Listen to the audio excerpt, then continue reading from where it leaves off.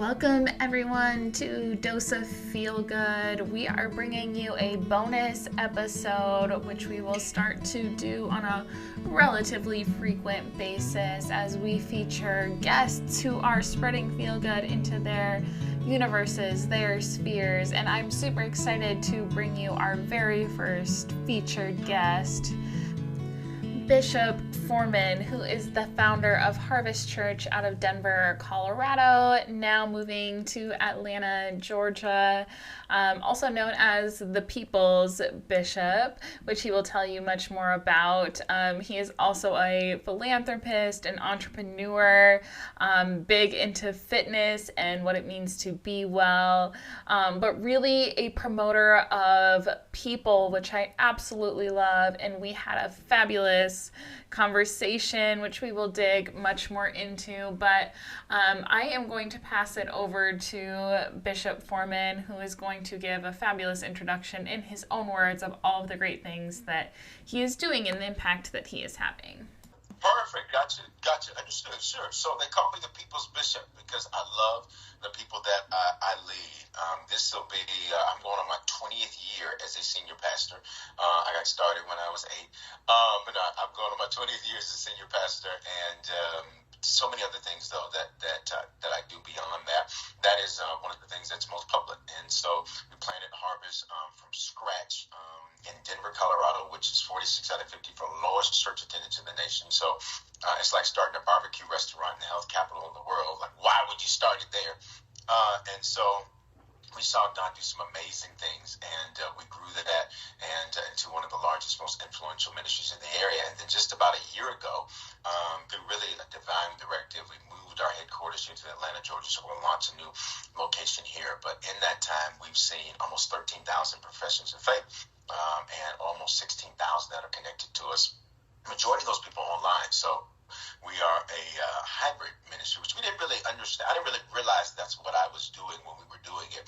We just knew that Denver, if you were only going to focus on reaching people in that area, you were going to, find yourself as like a shark in a pond. You just were going to reach a certain point where there's no more growth to be had.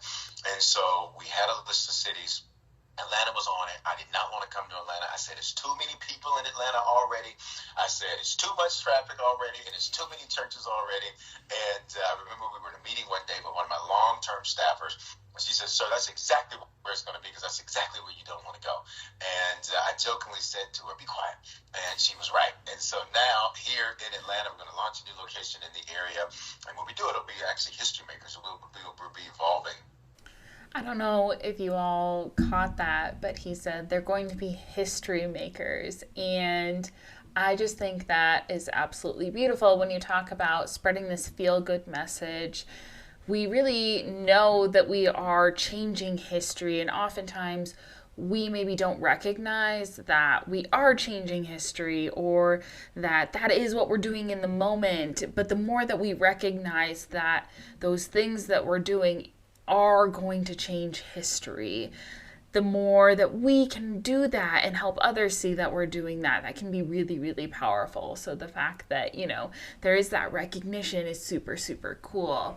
And it goes so much further than just this church momentum. And Bishop Foreman is doing so many incredible things that are truly revolutionary. And he's going to tell us a lot more about that.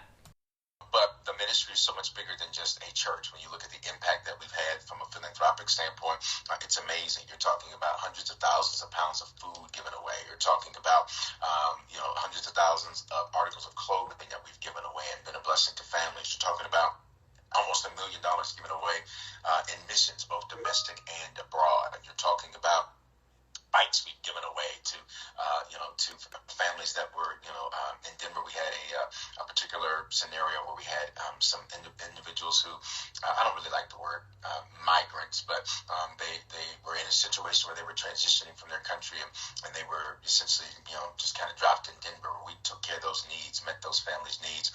Over 6,200 families that we've adopted met their needs, made sure that they had what they needed so that they could get a hand up and move forward in life. And so almost 28,000 toys during the Christmas time. We make sure that families have what they need, so that if a family family's in the middle of a transitional time, or even if they're not, we just want to be a blessing. So that's really one of the underpinnings of everything that I do. And so that's where that moniker, the People's Bishop, came from, because I wanted to make it easy to understand. Most times when you think of a pastor or a bishop, which is just a pastor to pastors, think of it like military. Every general needs a general, every coach needs a coach, every leader needs a leader. And most times when you think of that, different images come to mind. Different thoughts come to mind, and I wanted to make it so that it was approachable. It was easy to understand for people. People could walk away saying, I can listen to what he said and go apply this in my life and walk it out in my everyday life. And so we're like the United Nations of church, we call it. White, black, tall, short, every socioeconomic background, every race, every previous religious background. We've had atheists, agnostics, Catholics, Presbyterian, you name it, that has been able to connect, which is amazing. And it really feeds all of what we do in terms of the philanthropic efforts I mentioned through our foundation. But then there's so much more that I do. Entrepreneurially speaking, I started my first business when I was 12, and I pioneered this loan program at a bank in Denver called Young Americans Bank. And on the second level there, they have this thing called a Meritown, which is basically like a mock town. So teenagers come in, and it's basically a day field trip. They come in and they literally, can be the mayor, you can be the TV station manager. I'm sure now they got the podcaster, the influencer, all the different jobs you can have. The tech guys, I'm sure they got all the different jobs you can have, and you can manage the city. And so they're just a bank that really speaks to entrepreneurship, young people, financial education, all that. At 12, I was their first business loan. So we pioneered the program together. We literally built it as we were flying that thing. And there's still a picture of me from when I was 12 years old. Now I told the VP of the bank, y'all need to update your marketing, because that was a little bit ago. And there's a picture of me holding up that business plan. Started that first business when I was 12. By the time I was 21, I built Denver's largest black-owned mortgage brokerage real estate finance company. Watched that business do extremely well, and then watched that entire industry collapse over a weekend, and then rebuilt from that and learned what you need to not only build, but what do you do when you hit a valley and you have to build again.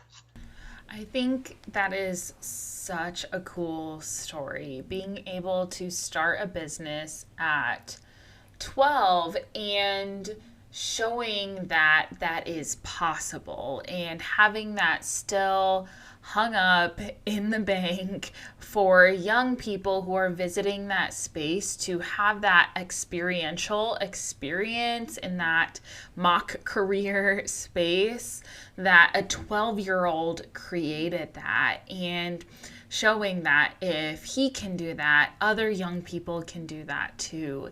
And I just think that is such a cool testimony of what is possible for our young people. And oftentimes, I don't think we give them credit for those opportunities, but that was something Bishop Foreman was able to do. And I think that's super cool that the bank still recognizes that founder and that was something that they could do. But also, it's something that can fall just as fast. And he talks about that experience and that impact that can have, and he's going to tell us a little bit more about that. To reinvent yourself, because I think, what was it, Mike Tyson said, everybody's got a plan until you get hit in the face. And so life comes with that. Life comes with challenges. It doesn't matter how spiritual you are. It doesn't matter how kind you are. It doesn't matter how good you are. Life will life sometimes, and life has challenges. And so from that experience, I wrote my first book called Making Money Moves, The Art of Getting Your Finances in Order. And literally, I prayed a simple prayer. I said, God, if you get me through this, I will tell everybody how I got through it. Because it was a scary situation. Just imagine going from making more money in 1 month than most people will make in a lifetime to nothing.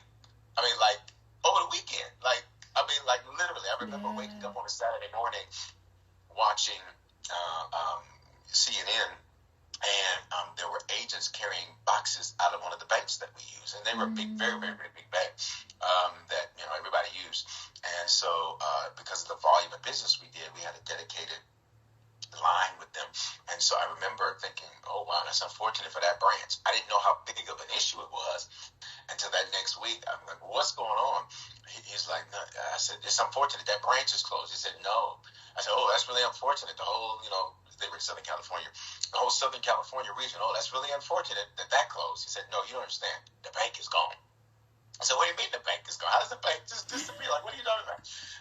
And that became dominoes that began to knock things down for the entire industry. But it taught me how to build back. Sometimes we can incorrectly associate the intrinsic value that we bring to the things we've created, not realizing it's your skills, it's your talent, it's your ability. You drop me in anything, and I can take nothing and turn it into something. Yeah, and I think like that relatability, especially, I think somebody who has power and influence and being able to recognize that, I think sometimes as humans, right, like you said, we all have those challenges we face, but I think sometimes as folks that do have that power and influence, we sometimes think like, oh, it can't happen to me, right? When we've had that momentum and when we've worked so hard at it, that then, when life comes and hits us in the face. And so, what has been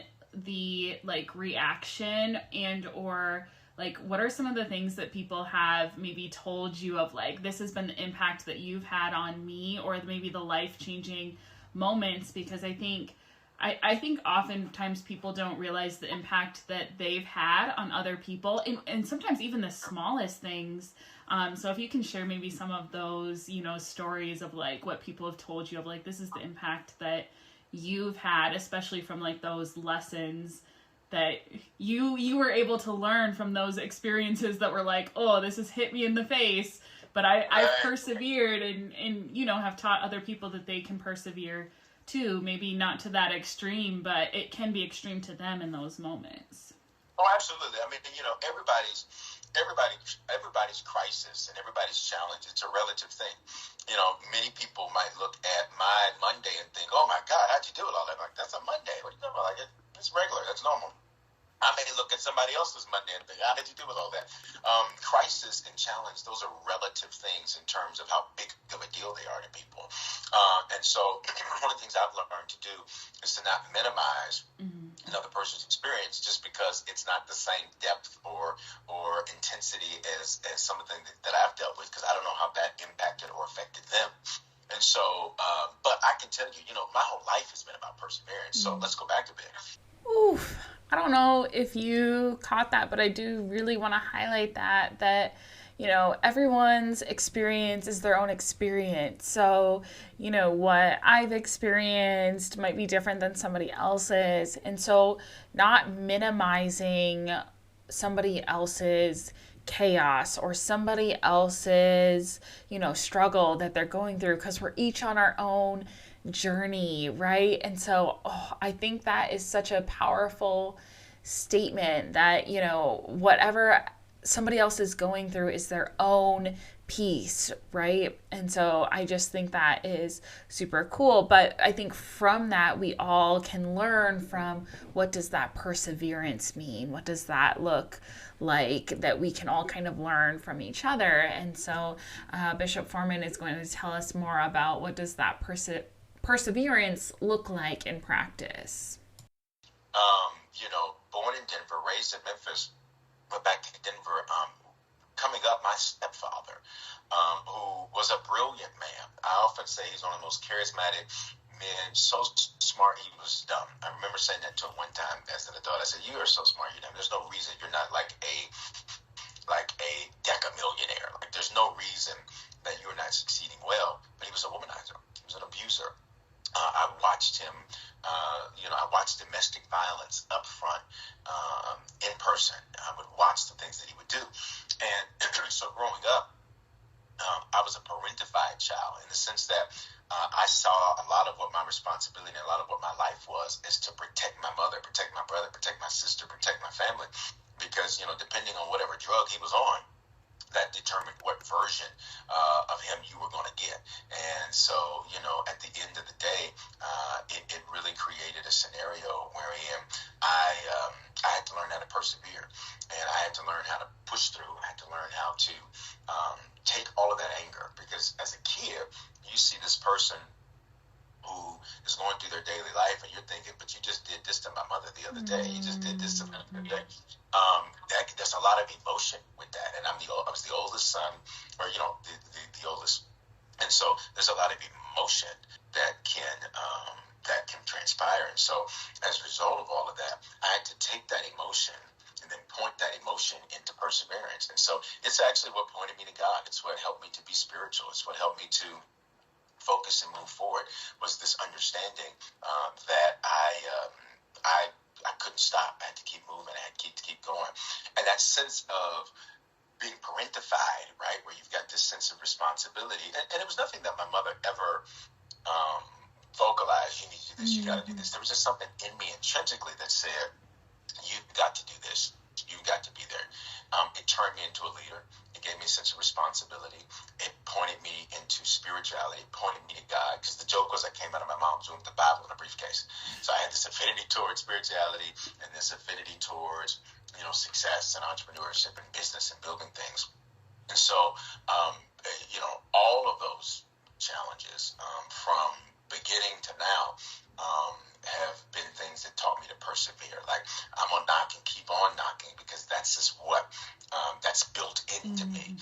And so, when I talk to people, one of the things we do is we have this thing called Change Lives, and it's literally a blog where people can go and submit their own testimonies, their own stories about the impact that I've had, the impact the ministry has had, and it would blow your mind, from people being suicidal to marital stuff to family stuff. It's all over the place to see the impact, and so I don't take that for granted, that I get to use my life to change the lives of other people in so many different ways, and the impact is immeasurable. I mean, there's people who again, being hybrid, there's people that I never, ever, ever, ever see in person, ever. Probably won't see them in person, but the impact, I get to read their story. I get to read their testimony.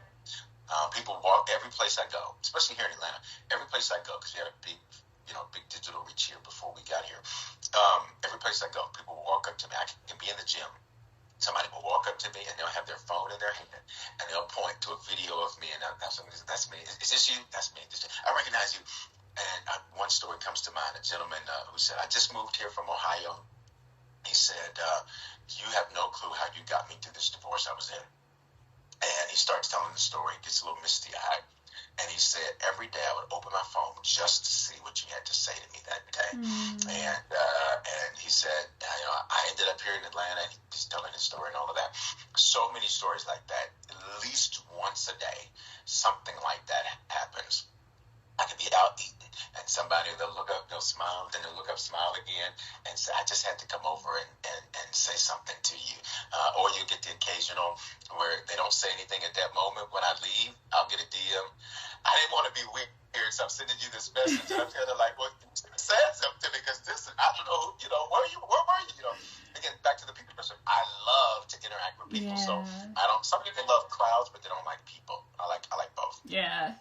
What a beautiful testimony. When we talk impact and we talk about actually impacting people and meeting people, Bishop Foreman is truly the people's bishop, because he walks the talk, and he hears that directly from people. And I know we talk often about, we might not know the impact that we're having on people, and Bishop Foreman is lucky, and he knows that, to be able to hear that impact in practice. But he really shows us that we never really know that impact that we're having, but to continue to persevere even when we're struggling, that impact does go so much further than we ever know or ever realize. And I think that is such a strong and powerful voice that is really, really showing us the power of those moments. Switching gears a little bit, we're going to jump in a little bit to maybe some of the pieces where, there might be some walls built up for whatever reason of why people, sometimes might have some mistrust in the church or spirituality, but some really great opportunities that exist, especially as Harvest Church moves into a space like Atlanta that can be hard of talking with people, especially for myself that is from small town South Dakota, that says hello to everyone. I find it difficult myself to think of moving to a space as big as Atlanta, where it might be a little more hard to interact with people. So we're going to dive in of, how to connect with people in really that opportunity that exists in this new space. So we're going to dive into this topic here.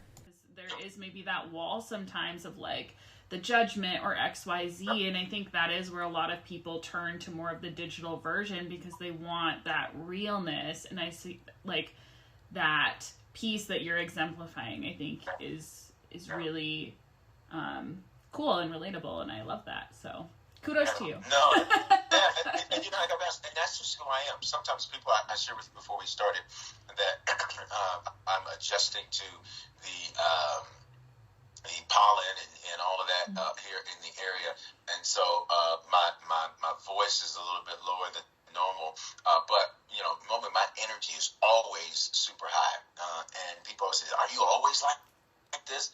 And my response is absolutely. Like, this is just who I am. My energy's high, my engagement's high, because I'm excited about life. I view every day like this. I just hit the jackpot. I was just given another opportunity to do today what I didn't get done yesterday or last year or a decade ago. And so I think too many people live life, like living with their foot on the brake. Like everything's a red light, everything's stopped, everything I'm not sure, everything I don't know. I live life on green. To me, it's all green lights all day. It's go all day, unless I get a red light. And I think that's an important distinction because I know for me, when I look back over life and, when I think about even what I want the earth to say about me when I exit the earth, is that I want the earth to say that man used his life to change the lives. My life is better because of that man. My this is better, whatever the blank is. There was an impact. Everybody can do something for profitability, but not everybody can do something for, purpose and for impact. And for me, it's about the impact. Yeah, absolutely. I mean, that's literally the whole purpose of where the podcast came from is that I'm genuinely someone that literally feels like there's so much chaos and gross things that happen in the world, and there's so many people that choose to focus on those pieces. And I oftentimes say in the podcast that it doesn't necessarily mean that we're going to focus on this toxic positivity that everything is good, because not everything is good. But even when we are at the lowest lows of our lives, there are good things that we can find in those low lows. And we can then enthusiastically pursue those good things, and it will pull us out of those low lows. And so I love that, especially knowing that like we're not promised tomorrow. So why would we not go full force in those moments? Or I talk about like passionately pursuing what lights us on fire. Like, why would we live in these moments where we're like, oh, like we dread the next day? Like, I don't ever want to be in a place where I'm like, wake up and I'm like, why am I living today? Like, I don't want to live in that space. And I know when we enthusiastically live our lives, it encourages other people to do that as well. We're going to switch gears yet again, and we're going to talk about the power of positive mindset, but then also a little bit about, when we choose to focus on that negative mindset and how that might impact the world around us, especially when we're talking about, or as Bishop Foreman, is talking about that impact, and he is so focused on impacting people and having that focus, and hopefully as us all having and wanting that impact on people, but being intentional about making that positive impact on people. And how can we ensure that we are having that positive impact. So let's switch gears a little bit and see what that looks like in practice. There are people who are addicted to negativity. Even one of the attitude types, there's 4 attitude types: positive, negative, neutral, and then one called sicken, S-I-K-K-E-N. And I think that when you have a sicken attitude, it means you're negative about positive things. And it's kind of like if you think of a plane. The planes, when they fly, they always fly with their nose position slightly elevated. If you ever look at a plane when you're on it, and you ever walk to the restroom, sometimes you got to walk to the back to see it, and you'll see, okay, this plane is not flying straight, it's tilted upward, and that's because that positive nose position keeps the plane in the air. It keeps the lift up under the wings. And so it's the same thing true with our life. If your attitude determines your altitude. Some people are like, I just don't know why I'm not going anywhere. I can tell you why. It's because your attitude is your way of thinking about a thing. It's not the thing. So a lot of times people, oh, I got this, I got this, I got this, I got this, I got this, this happened to me, this happened to me. Well, your attitude determines your altitude. So I got to change the way I think about that thing. Sure, the relationship didn't work. Okay, so you can sit there and be mad about it, be miserable, and say, oh, why me, why me? Or you can have a positive attitude and say, you know what, but what did I learn from this relationship? How did I grow? And sure, I may miss them, but guess what? There's 8 billion people on the planet. God will raise up another. There's got to be somebody else that's a better fit.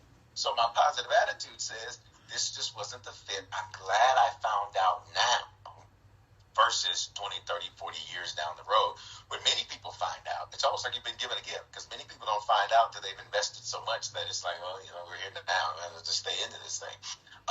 Then the negative attitudes, and that negative downward position. And whenever you think of a plane, when the nose is headed down, it's because it's about to land or crash. And the same is true with our attitude, that if you got a negative attitude, your way of thinking about it, your settled way of thinking about it, that's eventually going to lead in a crash. Neutral is like flying the plane straight without that positive attitude, where you just really don't care. I don't care if this happens, I don't care if this happens, I don't care about this, I don't care about that. And when you do that, what that ends up doing is it creates where that's how planes stall. They'll fall right out of the air because they don't have the right nose position or the right attitude. But that second one, that's like a out of control, erratic, everywhere, up, down, left, right. You're pulling it up, you're going down, you're going way high, you're going way low, where you're literally negative about positive things. And that attitude, it really does determine your altitude. And so for me, that's one of the things I've always tried to do, is take the position of, I got to have a positive attitude, even if what I'm dealing with wants to put me in a negative mood. I just love that. Let's talk a little bit about when our expectations don't quite line up with the reality. And I think we've all been there. But I think Bishop Foreman has some really great insight into how we can maybe navigate those experiences. So one, again, and as I shared with you, Atlanta, my expectation of Atlanta was different than my reality of Atlanta. And I think there's so much revelation to that. Revelation is how information applies to your specific situation. And sometimes what ruins a thing for us is what we expected it to be versus what it is. And that'll make you miss how good it is because of what you expected it to be. And so sometimes you don't see how great something is. Well, I thought it was going to be this, because it's not that. You're mad at, again, back to attitude. You're mad about it. But it's this thing. It's not that, but it is this. Yeah. And this is good. I can grow from this. I can learn from this. And so that's really one of the things that I see. So Atlanta has been amazing in terms of there's a hustle culture in Atlanta. And I can have a negative side to it, but on the flip side of it, it keeps you on your toes, because you gotta listen. You gotta dot your I's. You gotta cross your T's. It makes you sharper with business, because you recognize that you might be dealing with something that's there's a little hustle going on there. So I had to flip it and look at it that way. There's a lot of success. There's a lot of people who do well in the area, so it helps you to realize there's several ways to be successful. Sometimes we can put ourselves, a lot of people say, stay in your lane, stay in your lane. And sometimes you can subconsciously adopt that mentality, but why stay in your lane when the highway is yours? Yeah. You can't tell me that God created us to be creative, and he only created us to be creative and do one thing. I just that I don't see that one. If you want to go Bible, I don't see that from a biblical pattern. And then number two, it just doesn't make sense. Like, why are you good at multiple things if you're only supposed to do one thing, right? And for most people, they do the one thing because people tell them, "Oh, just put all your energy on this one thing," and that's one way to do it.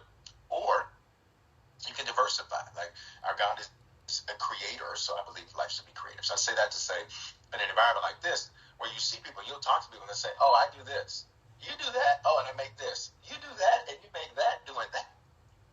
Wow. How did you make that happen?" There's a lot of creativity. There's a lot of upward mobility. So it's good to see lots of those different things. But in addition to that, entrepreneurially, one of the things that I do is since I started my first business when I was 12, I've been starting things for a long time. And over the last few years, I shifted my for-profit efforts to private equity and essentially just mergers and acquisitions, buying businesses. Is the simplest way to put it. Sometimes we have the desire to just start something from scratch. You can do that. But there's another option. And the other option is, why don't I just let what somebody else built and what somebody else did, why don't I just use that and build off of that and take that? And so that has been extremely, that's been fun, because you got to go through like 50 deals to find a good one. But only 1 out of 12 is the statistic I recently heard. Businesses that's for sale in America actually sells. And a lot of them just close. And that's job killing. That's, infinite economic infrastructure, so many things that impacts.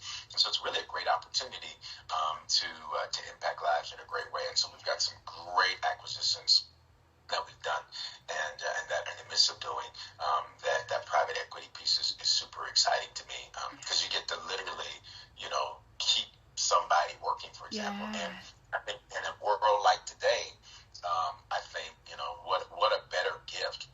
And then from the business side, it's a great asset. Many times people don't look at it. So I even train entrepreneurs in we call it Kings and Priests, our community, that we have a train entrepreneurs and business owners. How do I make my success and my spirituality, how do I make those two things converge? Because many people see them as separate. Yeah. Like, if I'm spiritual, can't be successful, can't talk that. If I'm successful, can't talk spirituality. Well, those two worlds converge. Yeah. They don't diverge. So, it's a great opportunity, and it's often a great investment that yields much greater returns than what most people think of. Yeah, I think that's so cool, especially when you're talking about that innovation and like truly that life-changing model that I do think often doesn't go hand in hand when you're talking about like the business mindset. I do think oftentimes is completely separate. Like, they don't often are melded together, which I think is, I used to work in technical education, and we talked about the life-changing pieces that a lot of the time people that choose a 2-year school, they don't think, they've never been told they could do it. And if they can finish 2 years and they go into a blue-collar job, it can be truly life-changing for those folks. And that's very similar, I think, to what you're talking about there, of like, someone starts a business, if no one takes a chance on them, then they might not have that opportunity. And I think what a cool life-changing model. But then on top of that, I think training then folks, how do you actually run the business? How do you then create a positive culture so that way people are taking care of themselves? Like, all of that goes together, and I think that's such a cool way to do that. And then you're also then impacting economic development, all of those things. Like, I think that is so cool. And then the other thought that came in is like, when you're talking about the hustle in Atlanta and things like that, like, also what a cool opportunity for folks there to also change their mindset of like, it doesn't always have to be about the hustle, right? Like, we can like take a pause. Like, we don't have to always be working all the time or work ourselves. I talk a lot about, you don't have to work for your worth, right? Your worth is already there. You don't have to work for it. Because oftentimes we live in a culture, or we're taught as young people, that you work for your worth, and it's already there. And so I think there's a cool opportunity there. Yeah. I really love that. That was one of the things that, again, being a business owner and entrepreneur, executive, all that since 12, right? That's like been my life. You often, I have two settings, like go and go some more. Like aggressive and like aggressive in a good way. There's a positive aggressive. And one of the things that this transition has done for me is it actually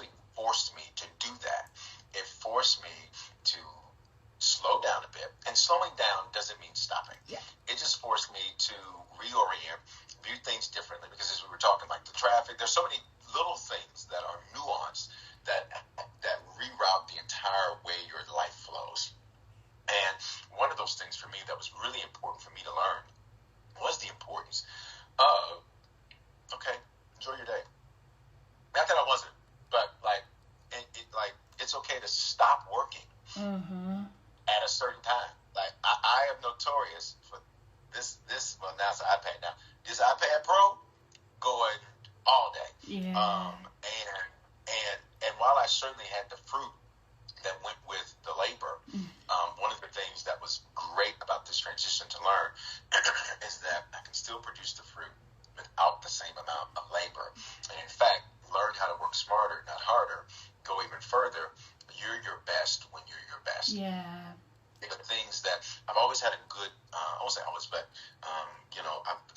since 2013 rather, I had a great workout regimen, eating regimen, taking good care of myself, all of those things. But one of the things that I sometimes neglected was the amount of time I gave me to me, or I gave to myself. And I think sometimes, especially when you're accomplishing this, doing that, go, on a plane, trains, automobiles, the whole nine. One of the things, that busyness can feel like productivity. Yeah. Busy doesn't mean productive. Busy doesn't mean fruitful. So I've learned how to treasure.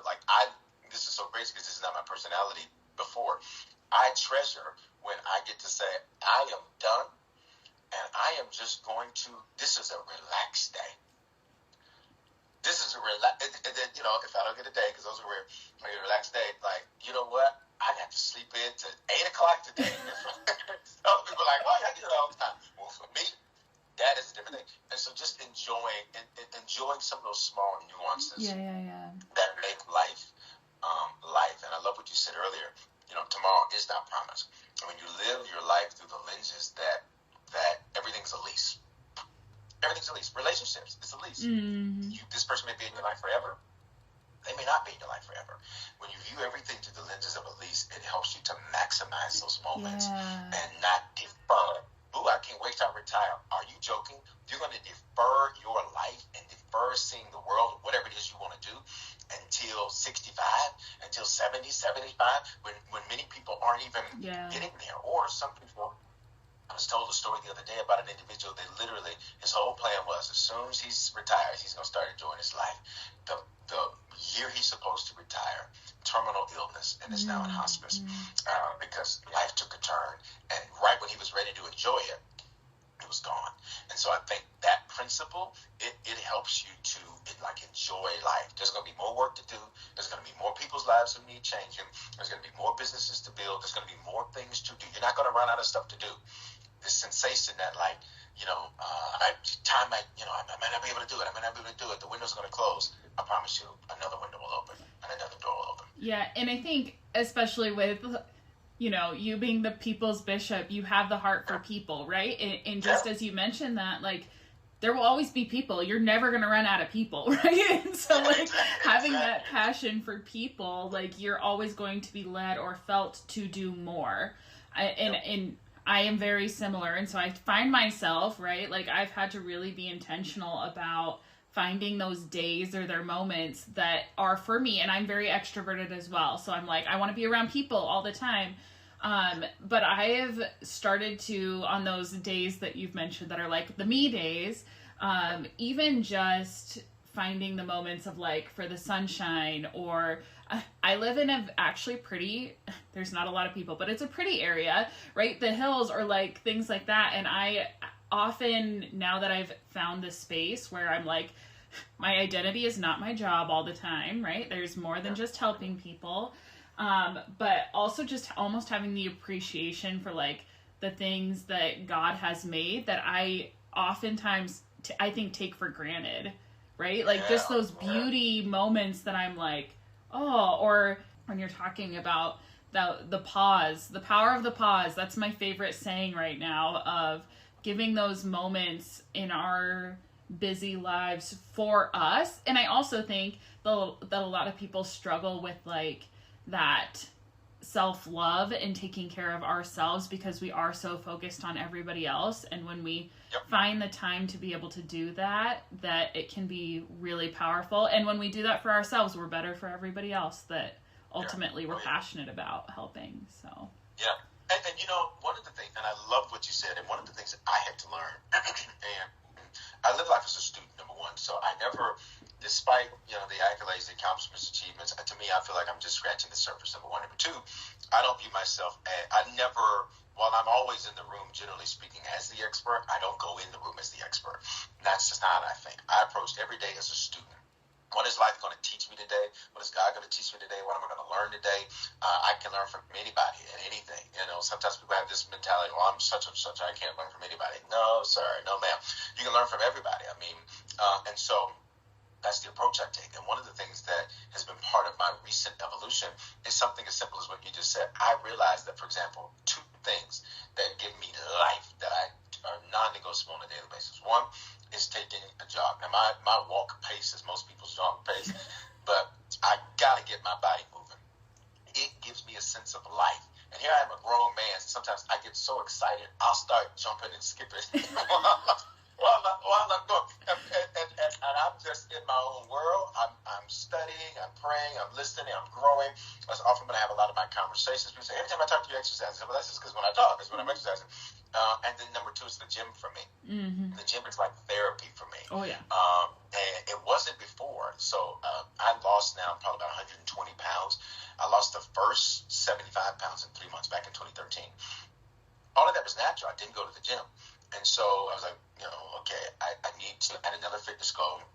And this was during the pandemic, around 2021, 2022, somewhere in there.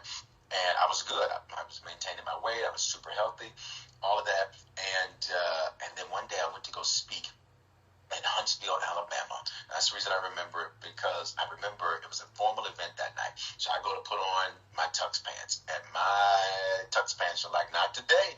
And I said, this is crazy. What's going on? And I was like, okay, I got to do something else. And got me into the gym. And I hated the gym. I hated the smell of the gym. I hated the gym culture of, people just, and then you see the no neck guys that call them when they have no neck because it's just hand shoulders. I said, I don't want to be a no neck guy. Nothing against no neck guys. I was like, I don't want to be a no neck guy. I speak for a living. I want my neck to work. I want to be able to speak and all of that. And so, but I said, okay, God, you have to give me a passion for this. And so, and that came. And so I didn't realize how important it would be, because that became therapy for me. So now the gym is one of those things people say, it's okay to miss a day. Oh, no. You want me to miss therapy.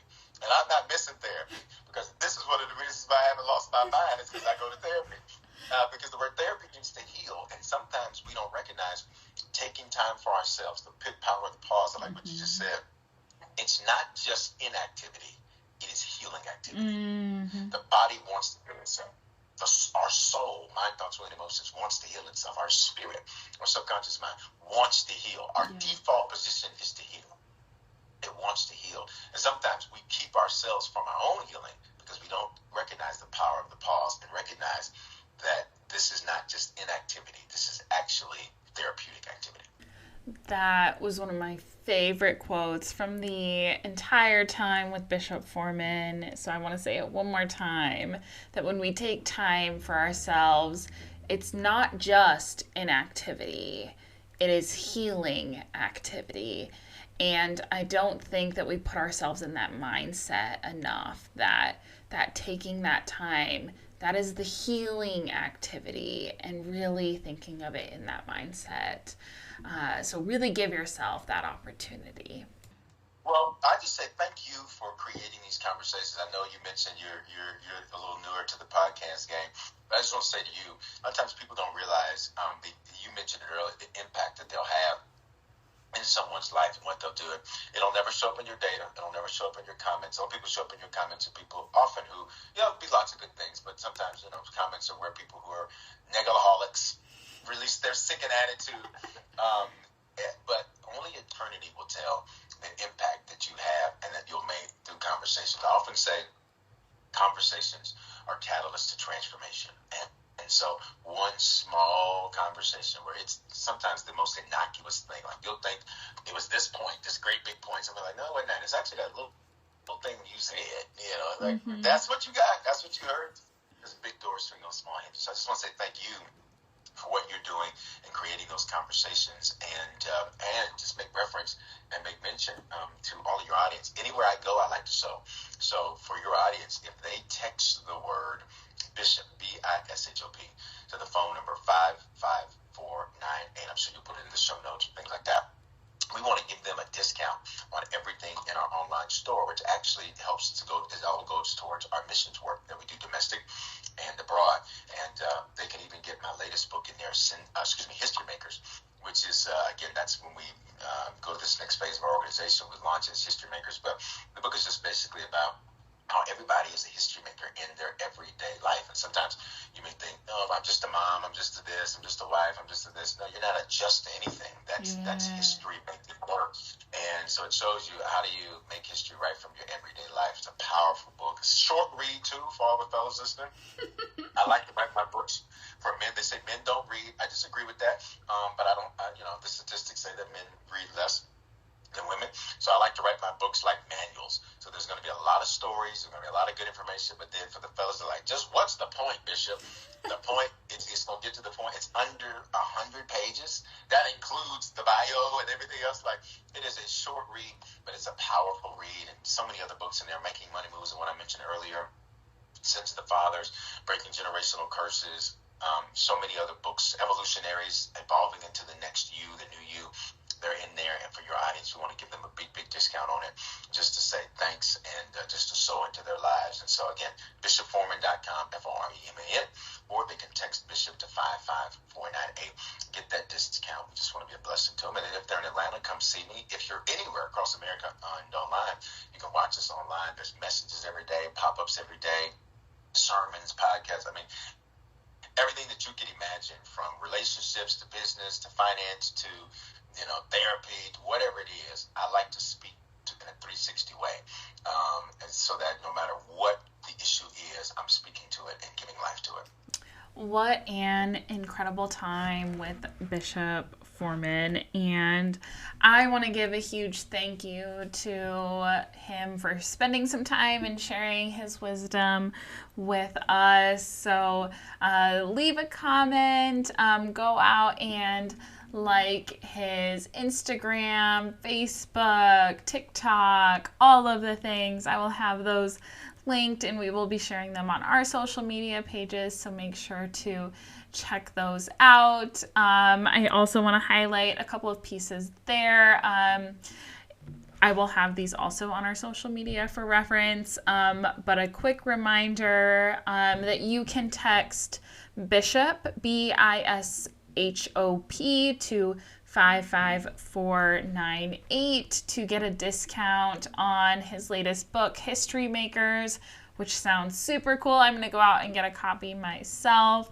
I will have his full website linked so you can check out all of those books that he mentioned. He has a lot of really great articles with those tips out there, so check out all of the really great things that he has to offer. He was a fabulous first guest, so I hope that you enjoyed our time together. And as always, I hope you go out into the world this week and share your own doses of feel good. And if you really loved this episode, I hope that you share it with your connections, share it with your network. And as we start to have more guests on the show, if you have any recommendations of folks that you think are spreading some really great dose of feel-good messages or just feel-good moments out into the universe, feel free to send me a DM. Let me know who you think would make a really great guest on the podcast, and I'd love to hear from you. Until next time, go out and make sure that you have a fabulous week. Thank you so much for listening, and I hope you are feeling ready to conquer the week and let your impact ripple out to the world around you. Let's connect on Instagram and Threads at Dose of Feel Good Podcast. If you're loving the podcast, I'd love it if you'd hit that subscribe button and leave a review. Until next time, share your own dose of feel good and never underestimate the power of positivity.